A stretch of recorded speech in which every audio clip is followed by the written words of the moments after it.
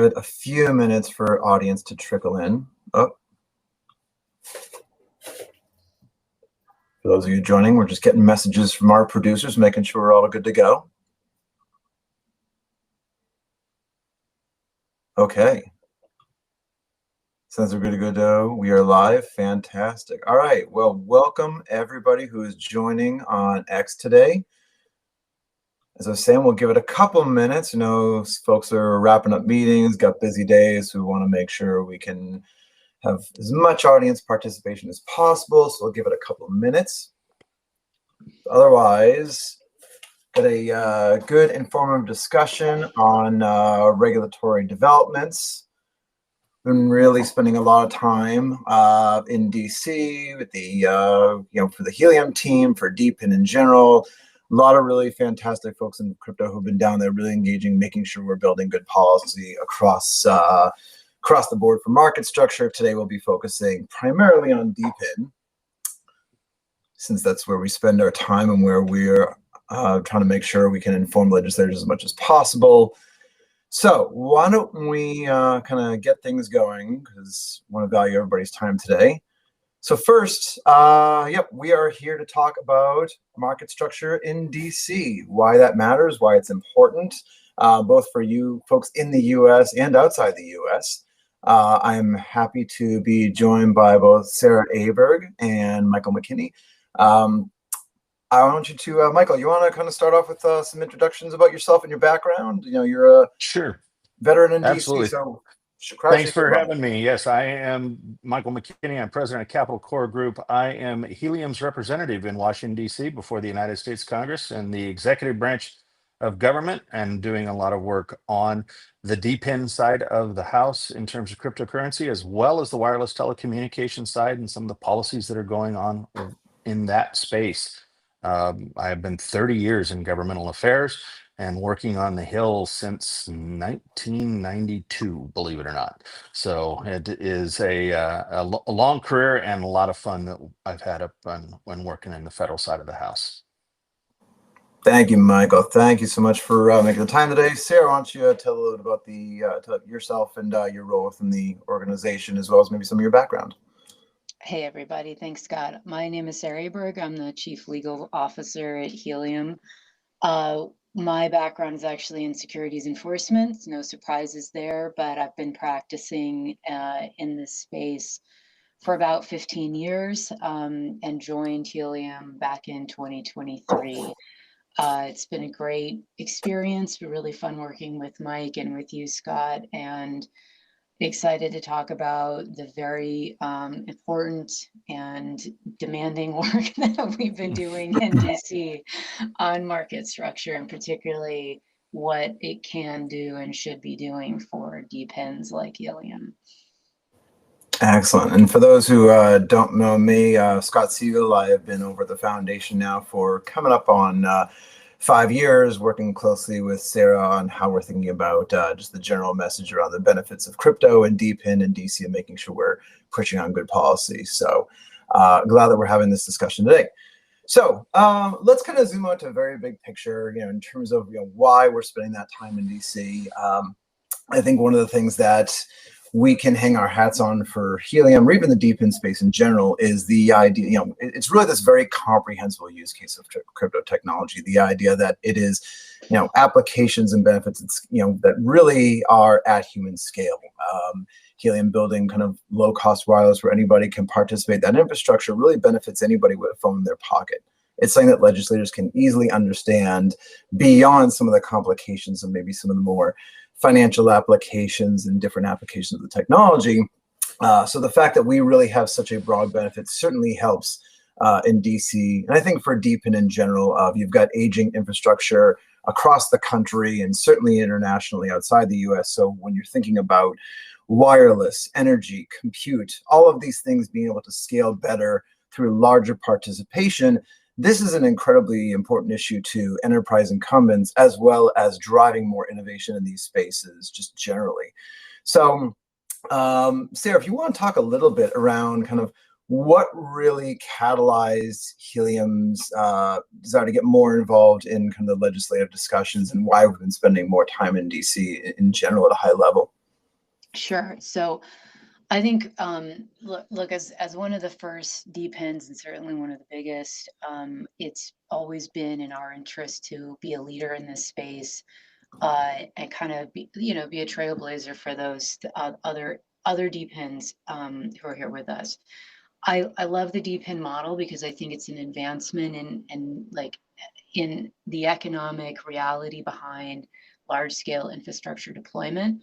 I think it's a great evolution in how we can scale up very useful, publicly beneficial, easily adoptable infrastructures for a variety of use cases, as you just discussed. Uh, Linking DPINs to crypto incentives is a very effective way, as we've seen, to deploy and successfully deploy and maintain that infrastructure that has become very widely used by upwards of 1 million people a day. In order to maintain that, we really need clear laws around how that infrastructure is deployed and and kind of the incentive structure behind that. Historically, we've always seen that where there's clear regulations, that's what fosters better business, safer practices, better consumer protection. And that's exactly why we're pushing for clarity in market structure legislation that specifically talks about the DPIN model, which is unique in crypto because it is not just a virtual currency swirling around and generating whatever it's generating.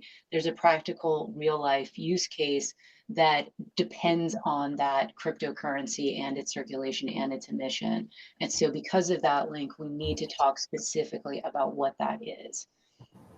Yeah, and I think that just to kind of add on to that, I think it's one of the things that where I think we've been more successful in the sense that Helium DPINs in general are not the same kind of speculative protocols, projects, and applications, if you will, that I think the broad perspective sometimes is around crypto and the importance of that education, where you're not just disrupting these trillion-dollar industries with massive opportunity to kind of scale that value over to a broader audience, but it also even benefits the incumbents. And I think that's where these types of rules and regs and putting these things in place, it has such broad-reaching benefit that the importance of it, I think, can't be understated. So, thinking about the important legislation in place right now, again, for audience that I don't know how much we've got policy nerds here. You're in good company today. But Mike, question over to you, high level for the folks that may not have been following so closely. With respect to market structure, what is the important legislation that's been discussed on both the House and Senate side? And maybe if we could touch a little bit on some of the key distinctions between both of those. Sure. Congress is really going through what I would call a policy making at this point in time, wrapping its head around how to do market structure for cryptocurrency, what are the best practices and the rules of the road. We've spent the better part of a year educating legislators on the DPIN model, but you have two separate sort of tracks going on right now. You have what's going on in the House of Representatives. It is called the Clarity Act. That legislation basically starts along the premise of you have a digital asset, the actual cryptocurrency, and then we're going to put them into two separate categories. One being a digital security, which acts more like an SEC security registered type animal. And then you have the digital commodity side of the house. The DPIN cryptocurrency, the token, digital asset would fall onto that commodity side of the house in the House of Representatives version. And then they have also got what they call a maturity structure that basically determines how the regulations for each one of those types of currencies, whether they be a digital security or a digital commodity, are going to be. On the Senate side, it's a much different approach. And the approach is you are going to take everything basically as a security, and then you're going to do some exemptions from that security and move them over into the commodity space or into other spaces. And they premise this along what is called an ancillary asset, which, that being a really technical legal term, is essentially where the DPIN structure would fall once the token has been emitted. There is a section in the Senate bill, however, that deals specifically with decentralized physical infrastructure and how that treatment needs to occur as the token is being emitted from the system, and what the rules of the road are in terms of the physical infrastructure, which differs from a traditional cryptocurrency model. Hmm. And I guess just to pull it back for a second, again, considering our audience today and making sure folks understand why it's important, why this matters. On one hand, we know there's been constraints around innovation because of a lack of rules of the road, but truly, Sarah, why does the regulation matter here? Why should people be paying attention? What if Congress didn't act here, what's really the downside? I think that we've been living in a state of uncertainty since crypto came onto the scene. And unfortunately, what we've seen is that the success of the technology really depends on the attitude of the regulators who happen to be in power at that time. So we saw, everyone remembers kind of the somewhat free for all, kind of chaotic years before 2020. Then we saw 2020 come in and a massive clampdown on crypto under the leadership of Chairman Gensler, who's now out. And now we are seeing an upswing again under Chairman Atkins, who has taken basically a 180-degree different attitude. I mean, while I can appreciate, for my own benefit, that Chair Atkins' position is more favorable, I don't like that we are at the whim of whoever happens to be sitting in that seat. I don't think that's good for innovators. It's not good for sustainability. It's not good for longevity. It's not good for the users and consumers of our products. I wanted to add on to what Mike was saying regarding the two bills, because I think specifically with regard to DPIN, we've had multiple conversations with both sides. And there is a path here that could work. We just haven't been able to get to it yet. On the House side, there's a very critical carve out on the Clarity Act for end user distributions. And one thing that we have asked for, and I'm not sure where we are in this process, but if we can get clarity and very unambiguous language that an end user distribution, which under the Clarity Act is exempt as a investment contract or security, if that kind of distribution includes the emission of tokens from a DPIN device, I think that would go a very long way towards the clarity we're looking for. Unfortunately, we haven't gotten that exactitude yet, that certainty yet, but there's a chance we could get it. On the Senate side, Mike's totally right. I think that unfortunately, I don't think this is the right approach to treat everything as a security and then get an exemption or carve out later.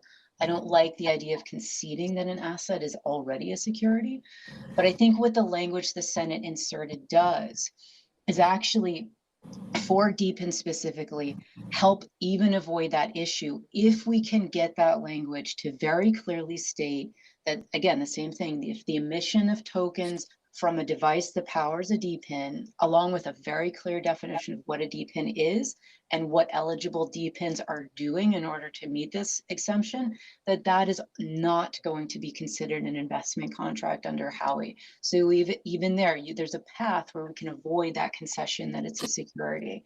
So there's a way through both of these bills for us to get to where we need, but we need to keep on working with with the committees that are in charge of drafting this legislation. And we need to keep on working with our DPIN coalition members and those projects that support this work and this effort to make sure that these are the things that get included in this language. This language is absolutely critical.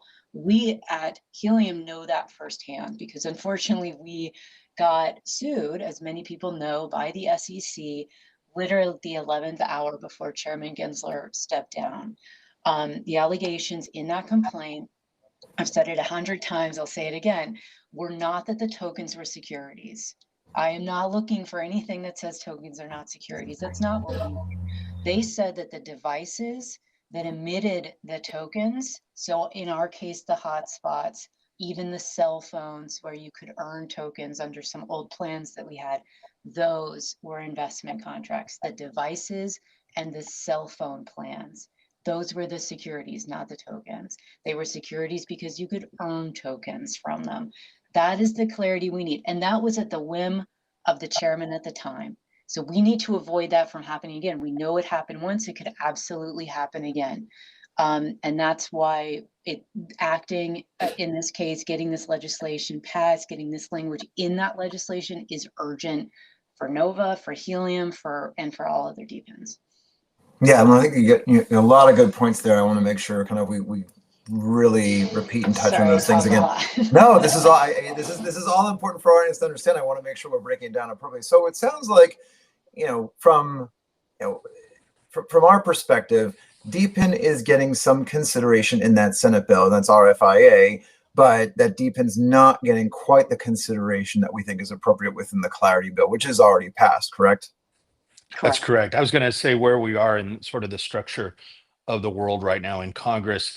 The House of Representatives has taken action on the Clarity Act. It is essentially ready to be reconciled with the Senate bill. Once the Senate takes action, the Senate is scheduled to begin its hearings within the very first, what we call a markup session, which is where they actually do the amendments and consider the bill and vote on the bill in the Senate Banking Committee. And then it will go to the Senate Agriculture Committee to deal with the commodity side of the House before going to the Senate floor. The House bill's already taken that path and is passed. We are basically waiting for the Senate to get through with its process. And then Congress is going to have a unique time attempting to reconcile these two approaches. They are vastly different. And I don't really envy the staff and the members who get to debate these and which is correct and how, what should be in the final version of the bill. The president has called for the bill to be passed this year. We are hopeful that that is going to happen. The administration has taken actions, though, that I think are also things that we can talk about, in that you have a White House task force that is really pushing for this type of regulatory clarity and legislation. You have an SEC task force that is looking at regulatory structures both in the interim and once a bill passes. So there are things that are being set up right now within the administration at the executive side to work through both before and after Congress acts. Will the bill get through this year? Hope springs eternal. we're, we're working hard to see if we can't get the bill through, and work to see how you reconcile those two different approaches to this. Mike, in your opinion, I'm not going to hold you to this. You're certainly not a soothsayer in all matters, as much as we love to believe that. But looking at the Senate's process and kind of going through the RFIA right now, and sorry, so not dropping so many acronyms, the Responsible Financial Innovation Act. That's correct. Making sure I got these right.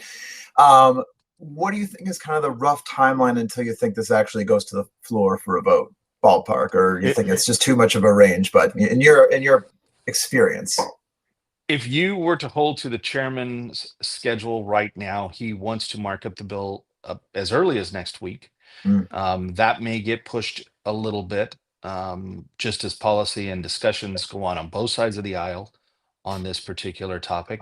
And then the Senate Agriculture Committee would like to begin markup on the bill, which is their final actions before basically it goes to the floor in October, and have the bill on the president's desk sometime in December. Congress is scheduled to work for 3 weeks in December, all the way up until Christmas at this particular point. So we're going to be in session for that entire time and working through the various aspects, whether it be appropriations and what have you, all the way down to this policy bill that's going to be moving forward. So I'm hopeful that we get it done and get it on the president's desk by December. But we have a lot of steps to go in that process. Got it. So moving a little bit back, so less of the how a bill becomes a law and a little bit back more towards the kind of, themes around DePIN in general. And again, unfortunately, all of us know, Helium did receive a complaint under the previous administration. It was probably one of the fastest dismissed cases. Kudos to Sarah on her amazing work there, kind of getting back to a level of, civility and practical approach to the space. Thinking about, again, what is unique about DePIN? I know it's a little bit repetitive to what you're saying before, Sarah, but I want to make sure our audience understands of what's the nuance here. What do we want to make sure we're really emphasizing within the policy of why DePIN is unique and why there needs to be specific definitions? You certainly have people out there that say, well, Bitcoin is also a DePIN. So I guess from your perspective and your opinion, what is kind of universally true for DePINs and, certainly the top performing ones and some of the co-signers on our recommendations that all kind of is a common thread that you would say it needs to be really hammered in? Sure. I think that the biggest difference, so look, Bitcoin is mined by people who contribute their computing power to validate blocks and earn tokens, but that's a closed loop system. You do that to get Bitcoin, and that's all you are doing. You are only serving the purpose of creating more Bitcoin. That's what we are doing, and what our co-signers and other DePIN projects are doing. People are mining tokens by creating devices that anyone can use for actual real world services. So in our case, it's wireless signals that your cell phone can roam onto and you can use for data. We're creating redundant coverage and additional coverage where it didn't exist before through our users and deployers, and making a bigger, better, more resilient cellular network in America and in other cases abroad. HiveMapper is one of our co-signers. HiveMapper has created a device that allows people to map while they are driving, and therefore supplement existing maps by Google and other mappers. But these are crowdsourced maps that create that redundant additional information that is refreshed on a more regular basis. It's not just about earning the Hive token, it's about creating a map that anyone can use and access. And so DePIN is that unique link between the real world and the virtual world. And no other crypto blockchain technology is doing that. It's also the most understandable, accessible, and I would argue socially beneficial application of crypto, because it's not just, basically like finance quants looking around and finding ways to create new derivative models and financial products. It's real world utility being deployed by your neighbor, by your community, and people, communities, neighborhoods, individuals benefiting from the work that they're doing and being able to own a piece of that broader utility infrastructure. And they can do that by deploying, or they can do that by buying the token. But in doing that, they are part of this bigger effort, which, as I said before, I think is the evolution of infrastructure deployment, or could be, with the right rules, with the safety net that is created by good, clear, safe legislation. Yeah, and the reality is that we're already seeing the proof points of this over and over, where, again, benefiting traditional industry, that helium being used by the likes of an AT&T, Telefonica, pilots, certainly around the world that not necessarily ready for public consumption, but you're talking about large traditional telcos where they're spending tens of billions of dollars every single year for infrastructure that can't scale to serve the needs of what is increased data needs, not just with everybody with a phone in their pocket, but even things like kind of AI and data modeling and all of the needs that really, it's infrastructure for the 20th century that can't keep up with the 21st century. So the fact that it certainly supports existing industry, not to mention it's opening the space for new competition from the Helium mobile carrier, really all that benefit does flow down to your average everyday citizen. So I think that the importance of the rules can't be understated, where, again, innovation bringing economic benefit to the masses is kind of the common theme here. So I just want to highlight a couple other of our co-signers because they've been so critical in this effort. But yeah, of course. And this goes back to kind of the Bitcoin versus PIN discussion. So we have two co-signers, I think Render and Akash Networks, who that model is about sharing computing power. But in both of those cases, that power is not used to generate tokens. It's used to for people to share computing space so others can use it to create, in Render's case, graphic design, really compelling and intense graphic design, leveraging AI. and in Akash's case, I think in being able to share bandwidth that wasn't formerly available. But those are both, it goes beyond just generating cryptocurrency. There's a lot more going on here, and I think that activity is worth protecting. Yeah, Well, as I've noted, Scott, we have talked you talk about US based innovation and what needs the regulations will unleash and what have you. We've talked agriculture, energy, commerce, various sections of the Department of Commerce, whether it be telecommunications, computing power. We've talked cybersecurity with them. We've talked in various areas that go way beyond the financial services industry or the security side of just what the banking committee and the House Agriculture committees were working on at that particular time. It goes well beyond that into various other industries and technologies, and that's really what sets DePIN apart, I think. Yeah.